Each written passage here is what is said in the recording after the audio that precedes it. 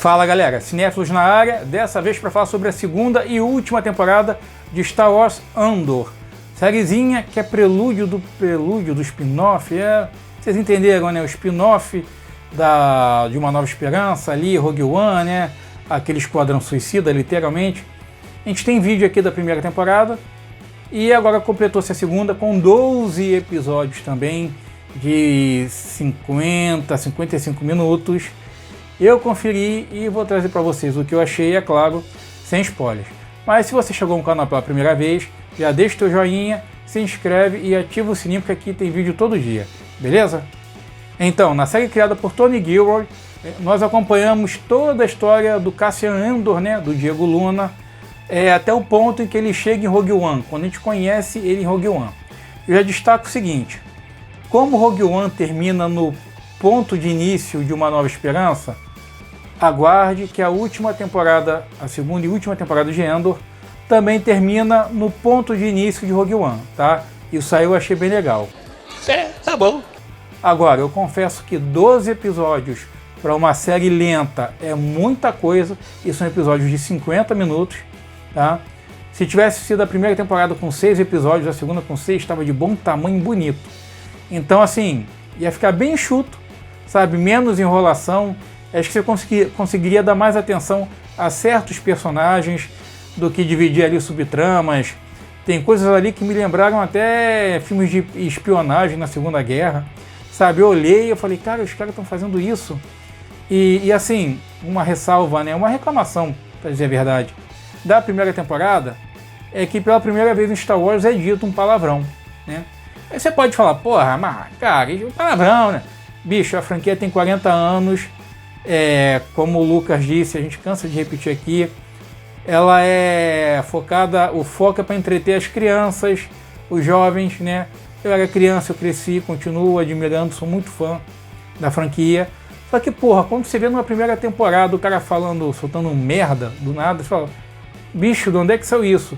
Se até no Mandaloriano tem vocês vão se ligar que a Fennec, né, a personagem da Ming-Na Wen, ela manda ali um palavrão que é numa outra língua. Pode significar qualquer coisa. Mas aqui fizeram questão do cara falar um merda na primeira temporada e ponto.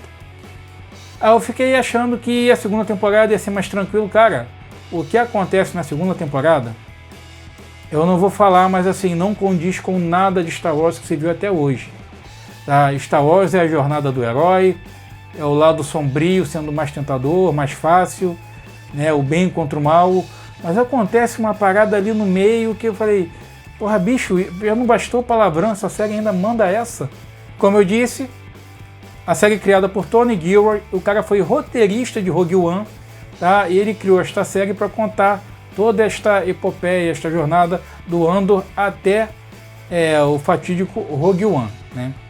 Então, na segunda temporada, nós temos o retorno do Stellan Skarsgård, tá ali com aquele papel do cara que joga dos dois lados. A Adria Arjona ali, que é o interesse amoroso do Andor, tá de volta. Forest Whitaker também tá aqui, que é o Sol Guerreira, todo mundo sabe. Ele surgiu nas animações no Clone Wars ali, depois foi pro Rebels e veio pro live action no próprio Rogue One. Exatamente. Denise Gough, Kyle Soller, a Genevieve O'Reilly, que volta como Mon Mothma, que nós vimos na primeira temporada. Ela tem outras participações na franquia também. Claro, é outra atriz aqui, mas manda muito bem no papel. Assim, o problema não é o elenco, tá? O elenco em si é muito bom. O Diego Luna, você vê verdade nos olhos do cara. A Forest Whitaker dispensa comentários. Só que eu acho que ela é uma série muito arrastada.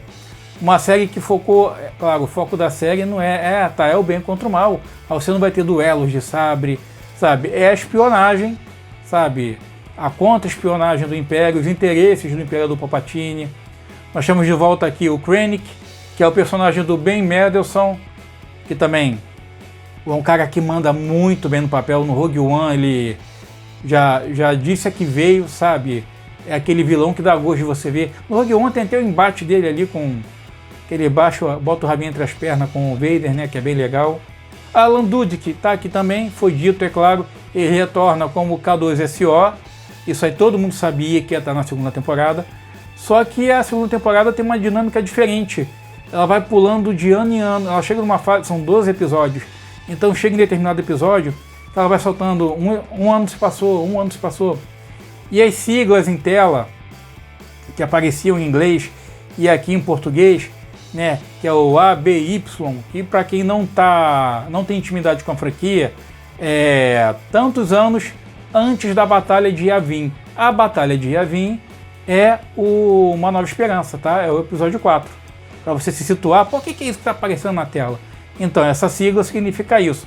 Quantos anos antes da Batalha de Yavin, quantos anos após a batalha, tá? É disso que se trata. Fotografia nota 10, efeitos especiais, a edição é bacana, mas continuou sendo cansativo para mim, que sou fã de Star Wars, tá? Eu não mudo a opinião da primeira temporada, ela continua muito lenta, mas acho que faltando 4 ou 5 episódios para terminar, ela dá uma engatada, tem um desenvolvimento maior, tem mais ação, para dizer a verdade, tá? E assim, é por isso que eu digo, você pode resumir essa série, em 6 episódios você fazia mole, sabe? Cortava os arcos ali desnecessários, a gordura, como a gente diz, e você teria ação em 5 episódios ali, ou 4, tá? Que fosse. Mas tem o final, claro, que todo mundo espera, tá? É a ligação com o Rogue One. Tem uma surpresinha ali com relação ao personagem do Andor, que eu não vou comentar, é claro que eu não sou besta, você vai ter que conferir. Se eu conferir, irmão, você confere para saber do que eu estou falando.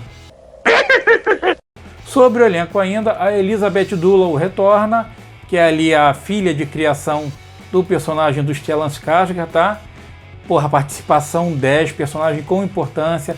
Só que assim, vocês podem ver que eu estou elogiando muita coisa na parte técnica, tá?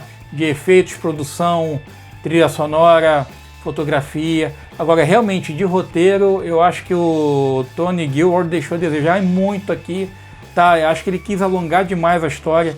Podiam ser 2 temporadas de 6 episódios, como eu já disse. E assim, é mais uma série de Star Wars que pra mim não empolga, tá? Confesso. Assisto por ser Star Wars. Depois de ver Acolyte, né? Porra, a gente vê qualquer coisa. Skeleton Crew foi mais voltado pra molecada. Também não me pegou, apesar de ser divertidinho até. Mas o Andor eu sabia que vinha na pegada da primeira temporada e que ia ser isso que eu ia entregar, né? A ligação com Rogue One. E se a conclusão é essa, cara, é satisfatória. Você vai ter isso nos últimos minutos do último episódio. Mas até você chegar a esse último episódio, irmão, porra, custa, como eu disse, 12 episódios. É tanta coisa que a Disney resolveu distribuir de 3 em 3, né? Então você matou rapidinho, eu matei rapidinho isso. Né? Você tendo tempo, uma semana para assistir 3 episódios, apesar que eu assisti os 3 numa porrada só. Mas enfim, locações familiares, referências a outros personagens. Teve a mudança ali de elenco num personagem que eu não posso citar e tal.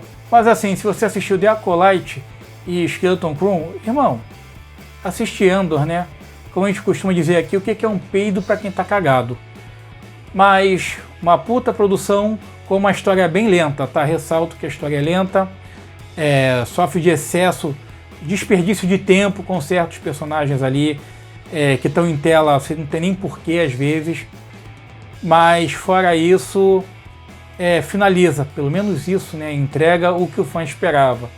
Mas para mim realmente foi um saco, sabe? A história é lenta, você tem que aguardar o desenvolvimento e esperar a coisa esquentar nos últimos episódios.